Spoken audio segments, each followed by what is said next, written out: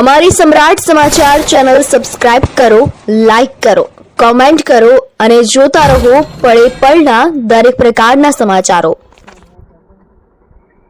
ભાવનગર જિલ્લાના તળાજા તાલુકામાં આજે તારીખ 1 જુલાઈના રોજ બપોરે આશરે 12:30 વાગ્યાના સમયે વરસાદનો બીજો રાઉન્ડ શરૂ થયો હતો। તાલુકાના વિવિધ ગામોમાં ધોધમાર વરસાદ વરસતા ખેડૂતોમાં આનંદ અને ઉત્સાહનો માહોલ જોવા મળ્યો હતો। તેવી જ રીતે સિહોર તાલુકાના કેટલાક ગામોમાં પડેલા ધોધમાર વરસાદના પગલે વરલ ગામ પાસેથી પસાર થતી નદીમાં પૂર આવ્યું હતું। તેવી જ રીતે તળાજા તાલુકાના નવી કામરોળ ગામ પાસેથી પસાર થતી તળાજી નદીમાં નવા નીર જોવા મળ્યા હતા।